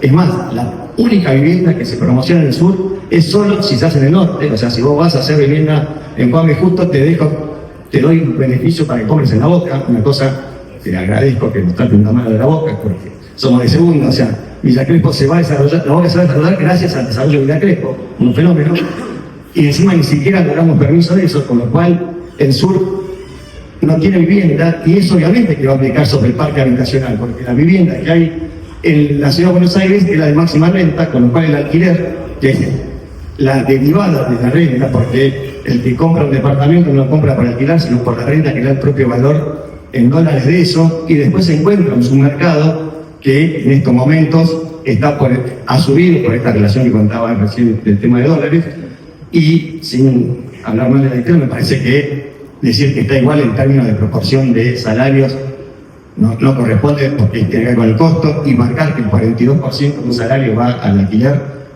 es casi impagable en la ciudad de Buenos Aires, y eso marca la problemática de el 35% de los porteños que tienen por lo menos el 42% en un alquiler, y eso habla de que necesitamos no construir más, porque se construye mucho en la ciudad de Buenos Aires, sino construir distinto, y me parece que el código urbanístico, ni hablar de la ley de plusvalía, que también estaba pensada para traspasar parte del ingreso a nuevas parque habitacional para otros sectores, y no se hizo nada. O sea, la ciudad recaudó, y de hecho nosotros hicimos un informe donde muestra que se hizo el Metrobús, cosa que está muy bien, pero me parece que podía haber otros fondos para el Metrobús, y no se hizo ningún tipo de política de vivienda con la ley de plusvalía. Digo, para tener casos de donde la ciudad de Buenos Aires podría tener recursos, y los tuvo, y los sigue teniendo, porque sigue recaudando por plusvalía. Entonces tenés código urbanístico, ley de plusvalía y un montón de cuestiones desde el punto de vista local que te permitirían crear un parque habitacional distinto al que crea la ciudad, que no digo que no hay que hacerlo, que son hasta creo que 2 mercados diferentes, pero incentivar mucho más la construcción en el sur de la ciudad de Buenos Aires, en áreas donde hoy el mercado formal, por dar el ejemplo, IRSA, no va a llegar nunca, pero sí otro tipo de construcción podría llegar haciendo alquileres mucho más asequibles de los que tenemos. Básicamente lo que hace es un poco lo que, bueno, nada, con algo de pensar que no teníamos, que hay muchos datos que se generan a nivel, o sea, oficiales, que están subexplotados, lo que hace es traer datos de la encuesta permanente de hogares, eso funciona para todo el país. Yo hice acá un recorte para traerles algunos datos de la ciudad de Buenos Aires, que en este caso hoy traía datos específicos de la ciudad de Buenos Aires, entiendo también trimestrales, con lo cual nada, es una cuenta un poco más específica, pero que sí me parece que es complementaria cuando uno quiere ver AMBA o cuando quiere ver en general el país, y que además complementan con otros datos que presentó Lean, que así somos parte, que son la encuesta inquilina también, digo, que intenta como hacer una mirada un poco más grande respecto de la situación de vivienda. Solo una cosa muy rápida, lo que busca, esto es, no tengo el link acá, pero pueden acceder a Data en la página de ANSIG, es un visor, digamos, como una visualización de Google Local Studio, y que lo que hace es, tiene distintos paneles en los que uno puede ir registrando la encuesta permanente de hogares, y lo que hace es revisar por hogares y por trimestralmente por cada una de las encuestas, y por unificando datos individuales y colectivos. Es bastante intuitivo. Solo algunas cosas, la EPH se suben los datos cada 3 meses, está actualizado hasta último trimestre de 2025, y lo que hace la EPH es reflejar datos habitacionales y de condiciones de vida laboral, económica, habitacional de todo el país. Lo que sabemos es el 80% de la población urbana está registrada. Obviamente el problema con este tipo de encuestas es que hay algunas problemáticas que son muy relevantes para la ciudad de Buenos Aires, como alquileres de barrios populares o de inspección, que obviamente la EPH no es una buena herramienta para registrarlos, eso requiere otras herramientas, pero bueno, con esa salvedad igual son cosas interesantes para ver. Esto es lo que les decía, lo que hicimos con la EPH es hacer una lectura de los datos que surgen a nivel INDEC, pero unificado por cuestiones habitacionales, y se agrupan las variables y se traen los gráficos. Tenemos los datos desde 2007 y los vamos actualizando a medida que la INDEC va subiendo distintos datasets trimestralmente. me voy a saltear esto, pero en principio hay algunas cuestiones concretas de aclaración metodológica que cuando uno lee los datos es que, de nuevo, esto es por muestreo, es representativo de los hogares, con esta salida que hacía respecto de las viviendas que se registran. Y lo que sucede con esto es que los gráficos cruzan variables de hogar, por ejemplo, régimen de tenencia, ingresos, calidad de materiales con variables individuales. O sea, lo que hacemos es machear toda la base de datos de la EPH para poder dar datos también de casos como género o edad u ocupación. Se unifica los distintos datos. Algunos datos que traje de Ciudad de Buenos Aires, que después podemos contrastar con los datos específicos, pero 46%, esto es para el cuarto trimestre del 2025, 46% de las personas que viven en la Ciudad de Buenos Aires tienen entre 35 y 45 años de edad, y que tienen entre 30 y 45 años de edad, viven en un hogar alquilado, y casi el 70% de las personas mayores de 60 años que viven en Cava son dueñas de la vivienda. Y ahí, estos son screenshots de los paneles que uno puede ir registrando, pero como uno puede ir mirando cómo va cambiando por serie históricamente los distintos datos de la encuesta. Por ejemplo, acá lo que tenemos es las características demográficas y de régimen de tenencia de 2007 hasta 2025.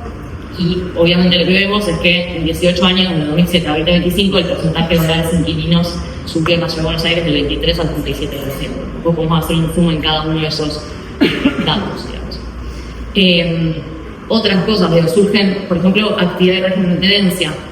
Porcentaje de personas activas que trabajan o buscan trabajo es significativamente más alta en hogares inquilinos, 70%, que en hogares propietarios, 55%, ¿sí? Que eso obviamente tiene que ver con lo que veíamos antes de personas mayores de 65 dueñas de la vivienda. Otros datos que también son interesantes para comparar lo que es la Ciudad de Buenos Aires con el resto del país. En la Ciudad de Buenos Aires tenemos el 28% de las personas que viven en hogares inquilinos pertenecen al primer quintil de ingresos, mientras que el 19% de los que son dueños pertenecen a este quintil, ¿sí? Pero eso solo sucede en la Ciudad de Buenos Aires. Si cruzamos por el país, esa diferencia desaparece. Esa diferencia entre hogares inquilinos y hogares propietarios deja de ser significativa. Y otra cosa que también es interesante a nivel de hacinamiento y materiales y lo demás es que el 12%, según el EPH, de quienes viven en hogares alquilados viven en condiciones de hacinamiento. De esos, el 3,5% de quienes viven en hacinamiento crítico, pero esto solo alcanza el 7% de quienes viven en la vivienda propia. Entonces hay algo ahí también relevante para mirar. Estos, como datos generales, es un dato que se actualizan porque lo actualizamos trimestralmente. Me parece que es relevante como para todas las fuentes de información públicas, tenerlas a disposición. Es abierto y se pueden hacer como muchos cruces con este panel. Sí, dado que estamos discutiendo que ya dimos una serie de discusiones en el intermedio,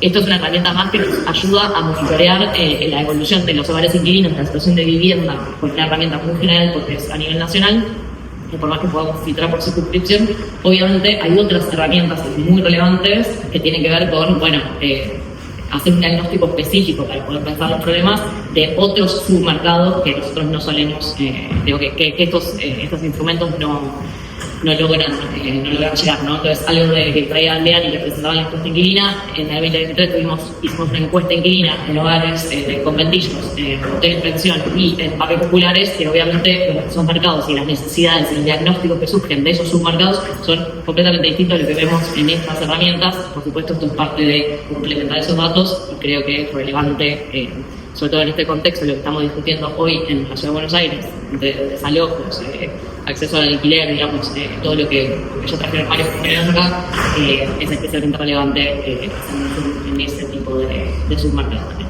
Capital, un día me levanto de noche con un estruendo y eso que ven ahí no es un merengue que dice se me cayó, sino se me cayó el cielo raso del lugar donde estaba alquilando, y lo que hice fue comunicarme con el que era el gestor en su momento de la dueña, con la que tenía muy buena relación, y el gestor me dice: bueno, te vamos a arreglar eso, no hay problema, pero hay un tema, esto era a fines de 2022, para que se den una idea, me dice, pero los alquileres donde vos vivís están valiendo 4 veces más lo que vos estás pagando. 4 veces más. Era un momento donde no había precio en ese momento, Y por eso le pongo la imagen yo de chiquito ahí, la otra persona que además era la dueña de una inmobiliaria. Así me sentía yo negociando con un representante de un propietario que además le estaba diciendo que algo valía en el mercado, algo que no tenía precio y era imposible saber. De ahí es que surge mi duda de cómo hago para relevar lo que realmente está pagando la gente si no hay precio en el mercado. Y un poco inspirándome en algunas cosas como Glassdoor. Glassdoor es una plataforma internacional para ver cuánto está cobrando otra gente. Uno puede decir cuánto está cobrando, informar el precio, su sueldo, digamos, internacionalmente, y saber el de otros, como precios de referencia. Es una plataforma internacional, acá no sirve tanto porque los precios, los sueldos, digamos, cambian mucho, pero fue un poco una inspiración. También algún libro que estaba leyendo en ese momento que tenía que ver con cómo armar comunidades online respecto de las nuevas generaciones que están online. Y así fue que se me ocurrió decir, bueno, voy a hacer una prueba, voy a armar un formulario de Google, pasarlo a mis amigos conocidos, y si llego a las 100 respuestas, me pongo a programar algo. Yo soy arquitecto, pero además había estudiado programación. Dije, bueno, lo hago. Lo hice y respondió más de 100 personas. Lo cual dije, bueno, soy esclavo de mis palabras, dije que me voy a poner a programarlo, lo tengo que hacer. Ahora les voy a mostrar cómo fue la plataforma, por si no la conocen, pero también les quería contar primero por qué funcionó. Y yo siempre hablo, cuando me comentan por qué funcionó, cuando me preguntan por qué funcionó, en el alineamiento de los planetas, por eso tienen el sol ahí. Fue el momento justo. Estas son las búsquedas, por ejemplo, de Google de alquileres, de la palabra alquileres o alquiler. Y como ven ahí, en 2023 fue la mayor búsqueda de los últimos 5 años por lo menos. Fue el momento justo, la herramienta justa en el momento justo. Y eso a veces es suerte, a veces se lo dejo, digamos, para pensar cosas que ustedes son las personas que piensan. Bien, y después también el apoyo de los medios. Ahí pueden ver cómo fue evolucionando. Esto es la cantidad de inscriptos, por ejemplo, la cantidad de gente que entraba a la página. Algún tweet de alguien, notas de La Voz, notas de Clarín. Eso fue algo que ayudó también mucho a que tenga una buena recepción y se inscriban casi 5.000 personas, que fue 5.000 datos de alquiler bastante útiles. Y algo que también se lo quería dejar como algo que me sirvió a mí, que había escuchado en algún momento, en realidad lo dijeron muchos y lo van repitiendo, el más cercano que le dije Samantha, lo dicen muchos, que tiene que ver con el desarrollo, que es, si querés que algo tenga éxito en el ámbito del desarrollo y de aplicaciones, hace algo que la gente quiera compartírselo a sus amigos. Y yo siento que en ese momento hicimos algo que la gente dijo, che, mirá qué comparto esto, tomá. Y lo empezó a compartir con amigos, y creo que parte de seguir con esa premisa hizo que funcione. Esto muy breve para no aburrirlos, pero cómo funciona la plataforma. A ver si...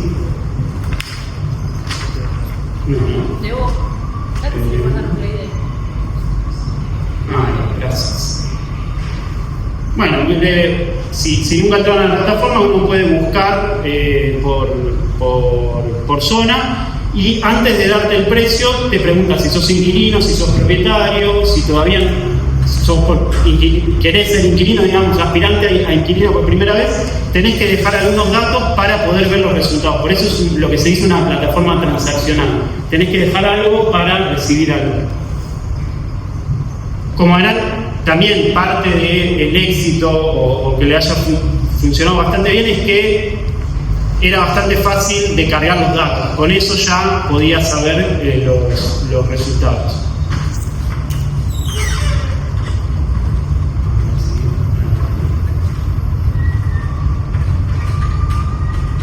Y esto es cómo se ven los datos.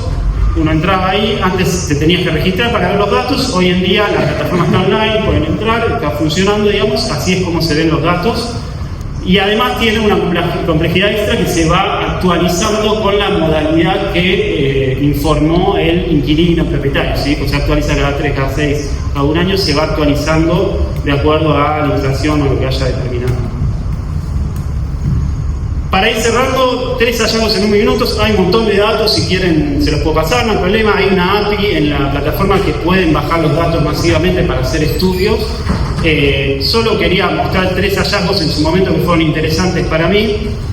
Por un lado, el tipo de relación que informaban los inquilinos. A mí me sorprendió que más de la mitad de los que informaban eran por dueños directos, no por inmobiliaria. Estamos hablando de una plataforma que funcionaba a nivel nacional. Había muchos informes de alquileres en Rosario, en Córdoba, no era solo de Capital, mucha del área metropolitana. Otro dato interesante, más de la mitad informaba que pagaba por transferencia, no en efectivo, que por ahí uno tiende a pensar que va por otro sistema, digamos, el pago. Y esto un poco lo que hablaba Juan Pablo hace un rato. Como la plataforma estuvo activa varios años, se puede ver cómo fueron cambiando las condiciones y el tiempo de actualización de inicio del contrato. Si ven 2021, los contratos que tenían 1 año es lo que está en azul, 2022, 2023, 2024, cómo se fue achicando, ¿no? El tiempo de actualización del contrato. Algunas recomendaciones finales para cerrar, por si alguien quiere hacer algo similar o a alguien se le ocurre algo, está pensando en algo similar, que a mí me sirvió, lo comparto como una experiencia, no es ninguna fórmula, que lo que hagan resuelva un problema con una herramienta, que sea algo fácil de usar, que la gente quiera compartirlo. Elegir el mejor momento para lanzarlo es clave, y también tener el apoyo de medios o referentes, como veían, eso generó un impacto grande en los inscriptos. Y por último, como cierre, también aprovechar, la gente de todas las edades hoy en día están usando estas plataformas o las que sean. La realidad es que yo tardé como 4 meses de estar hasta las 4 de la mañana programando esa plataforma. Hoy en día, un fin de semana, con cualquiera de estas herramientas se puede hacer algo similar y que funcione igual, y creo que eso es una gran oportunidad también. La legislatura, en un lugar público de representación del pueblo de la ciudad, se discuta sobre este tema. Muchos lo venimos haciendo, y hay muchas herramientas. Nosotros desde el CEP tenemos el monitor alquileres, y Ciudad presentó hace poco, tuve una página también muy buena actualizada, y así hay muchas herramientas que dan vuelta, y hay muchos encuentros también, encuentros de alquileres, todos los años compartimos y demás. Pero me parece que acá, además de ser el lugar de representación del pueblo, también nos permite tener este ámbito donde podamos escucharnos, opinando diferentes años. Me ha tocado ir al Centro de Ingenieros varias veces invitado y compartir con posiciones muy diversas las cuestiones, y reconociendo que a ver, todos tenemos una ideología, porque todos tenemos valores, y por lo tanto miramos el mundo desde algún lugar y beneficiamos una u otra, y también entender que todo es una intervención estatal, ¿no? Lo decía cuando hablaba del derecho a la propiedad, o sea, la medida que creemos en la idea del contrato social, que conformamos no por un origen divino los mandatos políticos, sino que es un acuerdo, la propiedad privada, todo es una decisión estatal. El precio del dólar es una decisión estatal, entonces hace que hoy no se pongan los alquileres porque está regulado y está pisado. Seguramente si eso cambia, volverán. O sea, obviamente que los incentivos se dan, y eso sabemos que todos tienen sus incentivos e intereses. El tema es, bueno, desde la Ciudad de Buenos Aires, conociendo la complejidad, porque justamente otras de las cosas que nosotros decimos acá son los presupuestos, ¿no? Entonces, el día de esta reunión, donde nosotros vamos a estar documentando cada una de las cosas que se dicen, hay muchos diputados, en este momento hay varias reuniones, presentaciones de libros y demás, muchos que me escribieron, algunos que mandaron asesores y demás, que todos vengan, porque es un tema que sale cotidianamente con cómo va cualquier barrio. Entonces hay un interés y la idea de poder generar, sabiendo en ese presupuesto, por ejemplo, se definen las inversiones, ¿no? Nosotros sabemos que la inversión pública, la movilidad, tener una estación de subte cerca, el tiempo de traslado entre la vivienda y el trabajo, la posibilidad de construir nuevas centralidades, todo lo que tiene que ver con normas de tránsito, con movilidad. Trabajamos en el tema del desarrollo de tranvías, todas las iniciativas van a impactar dentro de esto, pero yo quería resaltar la idea de que cada dato, o sea, muchas veces vemos en televisión, en otros lugares donde se habla desde un lugar o se habla desde otro. Nosotros queremos tener el desafío de que acá podamos escuchar todas las voces, de que tengamos a un gran desarrollador hasta una persona que fue desalojada, contando su experiencia que nos permita entre todos, sabiendo que después tenemos dos valores diferentes, pero poder pensar político. Nosotros estamos convencidos, porque como mencionaba, hay en el mundo montones de experiencias que tienen su historia también, que tienen su desarrollo a lo largo de décadas, y hay muchas iniciativas. Nosotros, en mi caso, lo digo porque el amigo Daniel Palón, que era asesor mío en ese momento, tenía pensado una ley de vivienda y nosotros la presentamos, fue una de las primeras leyes que presenté, donde están todas las herramientas, ¿no? De qué hacer con la vivienda vacía, con las herencias vacantes, con la vivienda que no está en uso, incentivos a la construcción, que nunca logré que se trate. Justamente porque creo que faltan estos debates, ¿no? Donde no vaya cada uno con su idea simplemente, sino tratar de poner y debatir estos datos. Así que yo estoy contento porque podamos escuchar visiones muy diferentes, que el debate también sea así.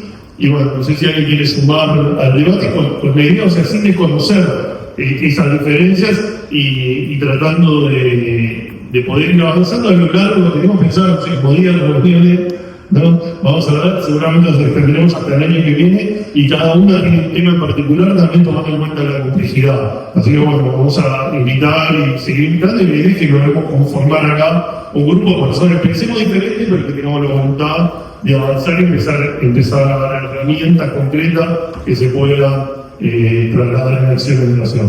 El ámbito es muy propicio. La vivienda creo que es lo más importante para todos los que estamos acá y nuestra familia, no tengo duda de eso. Entonces creo que nos podemos poner de acuerdo en cómo trabajar el tema de la vivienda. Más allá de la ideología, sacar la ideología importa las familias, importa la gente, importa el desarrollo de la comunidad. Me quedé pensando en lo que hemos comentado de tejido, el tema de la zona sur, la construcción de zona sur, el público, todo ese tema. Hay que tener mucho cuidado, si bien hay que fomentar, la inversión en construcción es 90% privada. Entonces, por supuesto que hay incentivos al sector privado de la construcción. El traslado de capacidad constructiva que se hace de zona sur a zona norte, se construir determinada superficie en zona sur, ideal para algunos lotes en zona norte es muy especial, no es cualquier lote, ¿no? Son frentes muy amplios, para desarrollar más importantes, porque tienen para construir.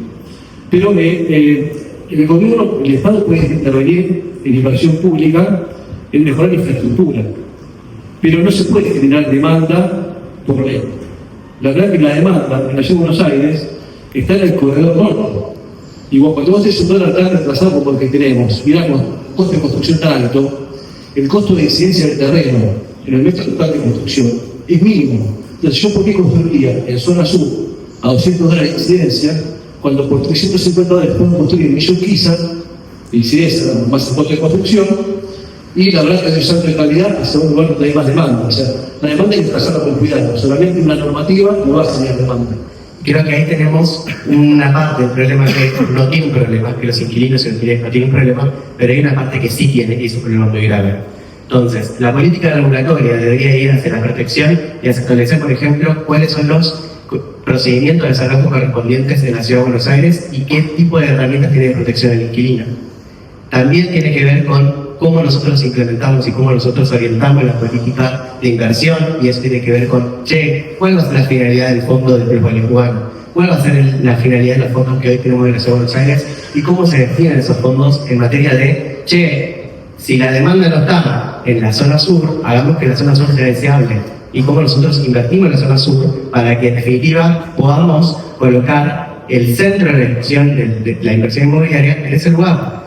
Como también nosotros tenemos que pensar una política social que vea la progresividad sociohabitacional de las personas. Hoy en día tenemos un subsidio habitacional que reproduce la desigualdad y que reproduce la pobreza, y tenemos opciones que, en definitiva, familias que pueden ser crédito hipotecario y que pueden pagarlo, pero por circunstancias y barreras específicas no pueden hacerlo.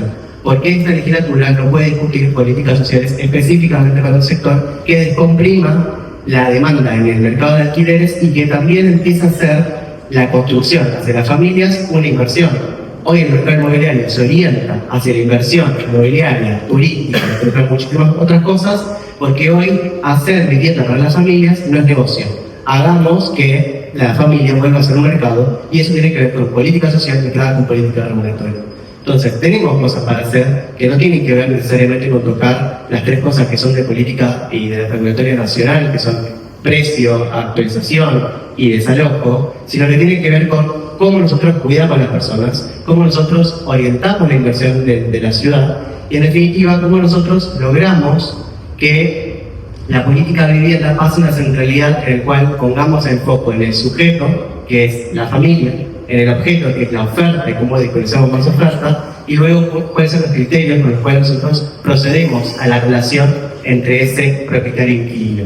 Creo que tenemos opciones para poder hacer más virtuoso el mercado, más virtuosa la relación, y también no discutiendo otras cuestiones que van más allá de, por ejemplo, ¿qué pasa con el pago de las expensas? ¿Cómo es la cuestión netamente de las refacciones? ¿Cómo es la comunicación entre inquilino y propietario?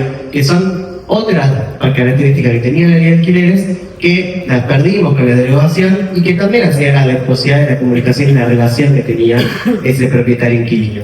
Entonces, hay cosas para hacer que no van más allá de esas tres cosas que siempre son como demoníacas y que podemos discutir en la Ciudad de Buenos Aires específicamente. Más allá de reconocer ciertas limitaciones en el alcance de los esfuerzos de la legislatura, o sea, reconocer que hay cosas en común, más allá de la mirada política que tiene cada uno, ahora lo voy a pasar a mencionar, y que sí, obviamente se pueden hacer cosas de acá, solamente es reconocer lo que sí queda por fuera de esta obra y lo que no. Eso no quiere decir que reconocer eso no quiere decir que no se pueda hacer nada, no, desde ya que sí, un montón que sí. Pero también hay que reconocer que algunos temas nacionales de esa línea a veces no queda tan claro. Lo que creo que tenemos en común, creo que el otorgamiento, por ejemplo, del permiso de construcción, que a veces parece más frenado de lo que debería estar, creo que estamos todos de acuerdo, que se podría trabajar en eso y que ayudaría a que haya más oferta.